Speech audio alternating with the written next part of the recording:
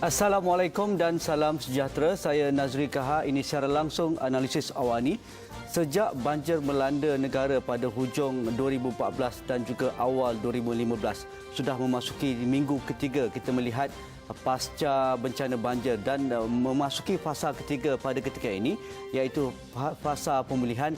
Kita lihat masih ada beberapa kawasan, terutamanya di Kelantan, kawasan penempatan masih gagal disediakan perumahan yang selesa untuk mereka yang terjejas ataupun kehilangan tempat tinggal akibat banjir pada 2014 yang lalu. Tetapi ada beberapa inisiatif yang sedang dilakukan sama ada oleh pihak kerajaan, pihak NGO dan juga pihak individu yang membantu mereka-mereka ini yang terjejas dan memberi kawasan penempatan sementara yang berupaya memberi sedikit perlindungan buat mereka sementara mereka diberikan rumah penempatan kekal oleh pihak kerajaan. Dan untuk maklumat, sekitar 2,660 buah rumah sebenarnya di Kelantan khususnya tidak boleh digunakan terus ataupun musnah akibat banjir pada musim ini, dan sekitar 2.9 bilion ringgit kemusnahan infrastruktur terutamanya seperti sekolah, jalan raya, jambatan, klinik, hospital dan sebagainya, dan memerlukan masa untuk dibina semula ataupun diberi orang kata pun peruntukan khusus untuk memberi keselesaan kepada mereka yang terjejas ini. Jadi untuk terus mendapatkan liputan terkini tentang pasca pemulihan bencana banjir ini yang sedang rancak berlaku, dan rakan kami iaitu wartawan Ashraf Hasnan yang sudah beberapa hari di Kelantan meninjau proses pembangunan dan juga pembinaan semula kawasan-kawasan yang terjejas akibat banjir ini. Jadi mungkin kita terus berlintas langsung dengan Ashraf di Kampung Jalan Gil, Kuala Kerai, Kelantan. Assalamualaikum Ashraf. Ya, Haji Nazri. Ya, Waalaikumsalam Haji Nazri. Ya, Ashraf, bagaimana pemerhatian dan juga penelitian Ashraf sepanjang beberapa hari meninjau kawasan-kawasan yang begitu terjejas akibat banjir baru-baru ini, dan apa yang boleh Ashraf ceritakan kepada kami setakat hari ini? Ya, baiklah Haji Nazri, berkenaan dengan dari segi pasca banjir, saya bersama dengan pasukan Isra Awani tiba di Kelantan ini pada Khamis minggu lalu dan memulakan tinjauan seperti ke Kuala Kerai, ke Dabung, ke Mubu dan juga di sekitar Wakaf Cik Ye, Kota Baru dan sebagainya, dan melihat pelbagai dari sudut pelbagai sudut pandang sebenarnya. Bukan sahaja seperti yang Haji katakan tadi dari segi sudut penempatan, malah dari segi keperluan asas seperti yang kita tahu di Kuala Kerai itu sendiri dengan cuaca yang sejuk, dari segi akses jalan keluar masuk sebab sebelum ini ada jalan yang runtuh, kemudian dari segi akses pengangkutan darat seperti kereta api yang menghubungkan hubungan kereta api yang terputus di sekitar Kemubu yang menghalang penduduk dari Tumpat untuk akses ke Gua Musang, ke Kuala Kerai, dan itu sedikit sebanyak menjejaskan rutin harian ataupun aktiviti harian penduduk di negeri Kelantan ini. Dan fokus utama yang saya dapat lihat pada ketika ini adalah dari segi penempatan, bekalan air bersih dan juga bekalan elektrik, Haji. Bagaimana proses pemulihan, proses pembangunan semula? Adakah pada pemerhatian Ashraf berjalan dengan lancar ataupun ada ruang-ruang sebenarnya yang perlu dipercepatkan untuk memastikan penduduk dapat hidup seperti sedia kala secepat mungkin? Ya, Haji, kalau berkenaan dengan penempatan, saya lebih memfokuskan kepada perlunya ada satu koordinasi yang amat penting, kerana jika kita dapat melihat untuk dari segi untuk penempatan, menyediakan penempatan, kerana jika di belakang saya ini ada khemah penempatan sementara dan sebagainya, dan mereka belum lagi ada penempatan sementara yang boleh dikatakan betul-betul selesa dari segi keadaan air bersih yang masih lagi tiada pada ketika ini.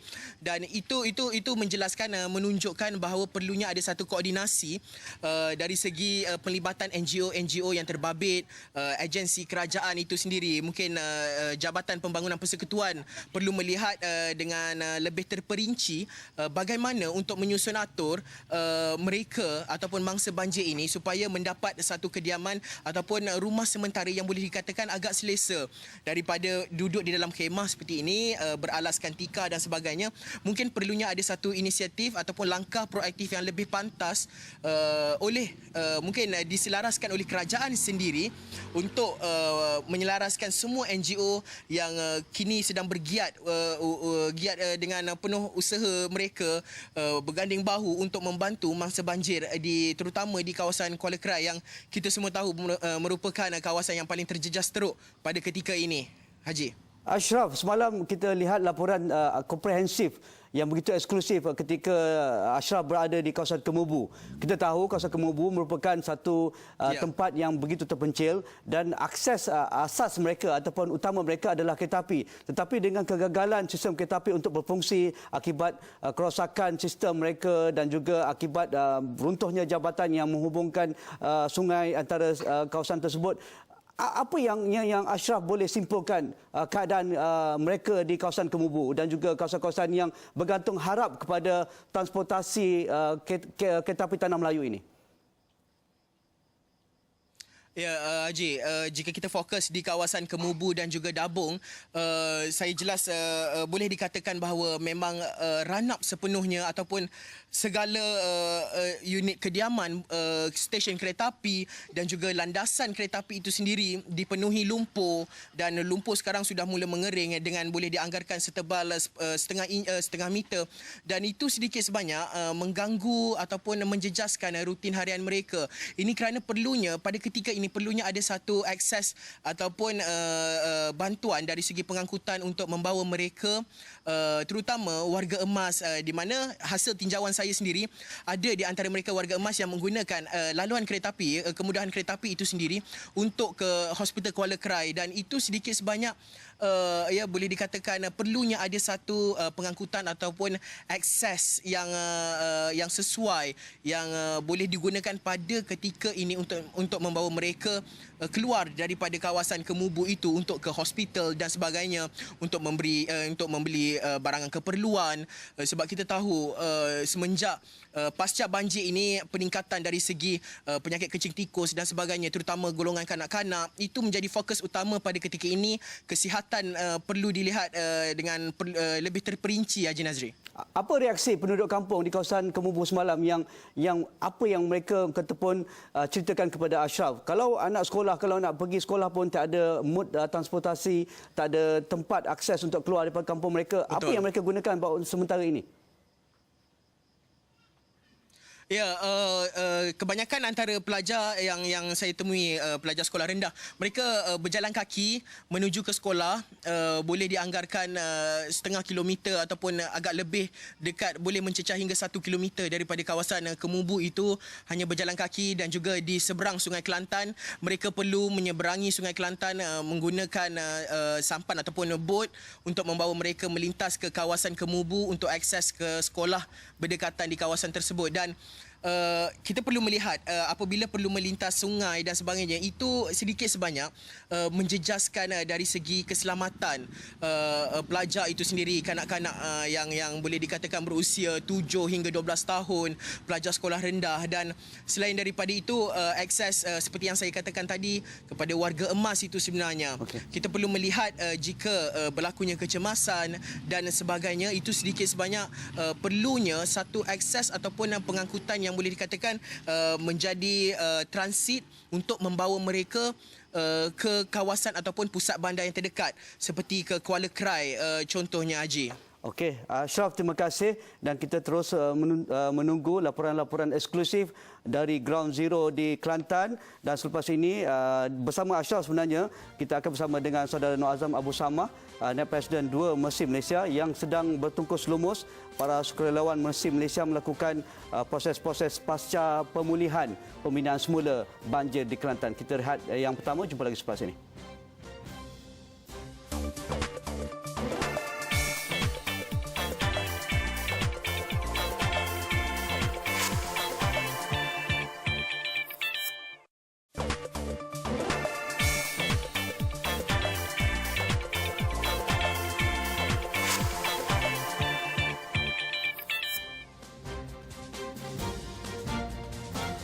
Kembali bersama saya dalam secara langsung analisis awal ini. Kita akan terus berbicara tentang pasca banjir, proses pembangunan dan juga pembinaan semula, terutama kita fokuskan malam ini di Kelantan. Sudah bersedia lintas langsung dari Kampung Jalan Gil, Kuala Krai, Kelantan, saudara Nur Azam Abu Samah, Naib Presiden 2 Musi Malaysia. Assalamualaikum Pak Azam. Waalaikumsalam warahmatullahi. Terima kasih Pak Azam sudi bersama kami pada malam ini. Kita memantau inisiatif Mercy sejak ketika berlakunya banjir, dan Pak Azam bersama saya di studio dan juga melakukan asesmen, selepas itu turun ke Kelantan, dan sekarang selepas 3 minggu, lebih kurang 3 minggu pasca pemulihan. Apa yang Pak Azam boleh kongsikan inisiatif-inisiatif yang sudah dilakukan oleh Mercy Malaysia di Kelantan? Sehingga hari ini kalau kita lihat daripada fasa kecemasan sehingga fasa pemulihan, mungkin keperluan dah berubah. Kalau kita lihat sebagaimana seawal fasa kecemasan telah kita usahakan tim-tim medikal untuk masuk ke kampung-kampung yang terjejas teruk, termasuklah untuk tim berusaha untuk menghantarkan barang bantuan makanan. Dan kini kalau kita lihat keperluan dah berubah, dan yang saya boleh lihat keperluan utama adalah hal yang berkaitan dengan tempat tinggal dan juga penempatan semula. Melihat kepada keperluan ini, sebagaimana yang kita berada pada hari ini di Kampung Jalan Gil, penduduk masih lagi tinggal di dalam kemah-kemah yang boleh kita katakan untuk sementara waktu inilah tempat yang telah disediakan, dan inilah sahaja yang ada, dan kita berusaha sedaya upaya untuk mempercepatkan proses pemindahan mereka ke rumah sementara agar mereka dapat tinggal dengan lebih selesa dan seterusnya berusaha untuk meneruskan kehidupan. Okey, Pak Azam, kita tahu banyak inisiatif dilakukan oleh kumpulan NGO, kumpulan-kumpulan individu dan juga pihak kerajaan. Dan rakan saya tadi, Ashraf Hasham, menyatakan bahawa masih ada ataupun kelemahan dari sudut koordinasi, terutamanya pasca pemulihan, pasca banjir ini, pembinaan semula, penempatan semula. Bagaimana Pak Azam melihat, adakah perkara ini masih berlaku di lapangan, dan bagaimana sebenarnya yang boleh kita pastikan koordinasi itu lebih efisien, lebih mudah, dan pastinya sasaran adalah memastikan mereka mendapat keperluan asas untuk mereka mulakan kehidupan. Biarpun kalau rumah mereka pun tak siap, tetapi mereka ada tempat penempatan sementara, ada keperluan asas, api, air dan sebagainya, dan mereka boleh memulakan kehidupan, melupakan sedikit apa yang mereka lalui sepanjang waktu kecemasan yang lepas. Mungkin perkara yang berkaitan dengan hal penempatan semula dan juga rumah sementara ini, apa yang boleh kita lakukan, terutama saya daripada NGO, khusus berkaitan dengan penempatan sementara, yang sebaiknya kita berkoordinasi dengan pihak pejabat daerah, kerana hal yang berkaitan dengan rumah ini adalah langsung dengan pejabat daerah, dan di pejabat daerah juga terdapat mesyuarat koordinasi yang boleh kita sama-sama turut serta menyampaikan hasrat di mana dan juga rumah jenis apa yang akan dibangunkan. Kerana daripada situ barulah kita dapat mengetahui berapakah jumlah rumah yang akan dibangunkan semula, rumah sementara yang akan dibangunkan semula, dan seterusnya berapa banyak lagi yang masih kekurangan. Sekiranya tidak dilakukan, terutama bagi NGO-NGO ataupun badan-badan mungkin sukarela yang lain yang ingin terlibat dalam membangunkan semula ni, kadang-kadang mereka langsung ke lapangan dan mereka langsung berurusan dengan keluarga-keluarga yang mereka yakin benar-benar memerlukan rumah sementara ini. Tetapi sekiranya ianya tidak disampaikan kepada pihak berwajib atau pihak pejabat daerah yang mana mereka mengkoordinasikan hal berkaitan dengan rumah-rumah ini, maka akan terjadilah di mana mungkin pada pandangan mereka yang ingin membantu, masyarakat sudah pun terima rumah-rumah sementara padahal mereka masih lagi tinggal di kemah-kemah. Dan ini saya yakin khusus untuk yang ingin berusaha, saya galakkan untuk sama-sama kita ke pejabat daerah, khusus hal berkaitan dengan rumah sementara, untuk menyatakan hasrat mereka berapa banyak rumah yang mereka ingin bangunkan dan di daerah mana yang ingin mereka bangunkan. Okey, Kita sedia maklum pihak Mercy Malaysia sedang bertungkus lumus untuk menyiapkan seberapa banyak rumah penempatan sementara, terutamanya di perkampungan Tualang, di kampung Tualang, di kampung Bekok dan juga termasuk di belakang sekarang yang Pak Azam berada, iaitu di kampung Jalan Gil, Kuala Krai. Jadi apa yang boleh kita gambarkan inisiatif Mercy di kampung Jalan Gil dan juga sekitar Kuala Krai ini? Okey. Perkara yang paling penting dalam hal berkaitan dengan membuat rumah sementara ini adalah hal tentang masa, maknanya kecepatan dan juga bagaimana rumah ini boleh disiapkan seberapa segera. Kita melihat beberapa faktor yang mungkin boleh mengakibatkan ia kekangan pada kami, kerana yang pertamanya adalah hal berkaitan dengan isu tanah. Yang keduanya hal berkaitan dengan mereka yang mungkin tinggal di reserve-reserve sungai, reserve-reserve kubur dan seterusnya hal berkaitan dengan tukang dan juga mungkin supply material yang boleh sampai ke lapangan.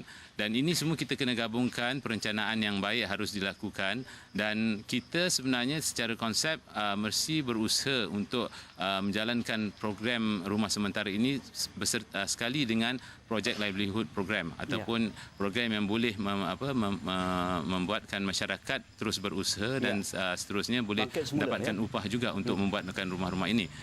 Ya, dan yang kami cuba usahakan sekarang ni adalah terdapat sebanyak lebih daripada 120 rumah sepanjang di Kampung Bekok, Kampung Tualang dan juga Kampung Jalan Gil, dan kami mengharapkan tempoh 2 bulan ini maksimum untuk kami siapkan. Okay. Dan dalam masa yang sama kami juga melihat usaha untuk membangunkan semula rumah sementara di Temangan, di Machang. Okey, Pak Azam, kita lihat yang kedua. Selepas ini kita akan melihat bukan isu rumah saja ataupun penempatan sementara, tetapi banyak isu lain yang bangkit ataupun terbit selepas pasca banjir, iaitu seperti isu kesihatan, isu air bersih dan sebagainya yang begitu mendesak. Bagaimana Mercy dan juga rakan-rakan NGO di lokasi sekarang menangani perkara-perkara ini. Kita lihat yang kedua, jumpa lagi selepas ini.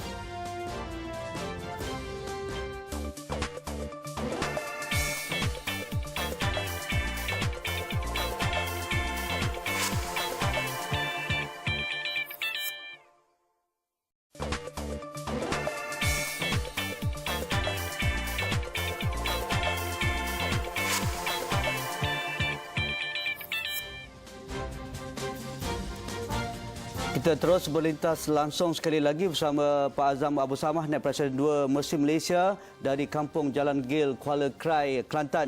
Pak Azam, kita tahu fasa ketiga ini iaitu fasa pemulihan.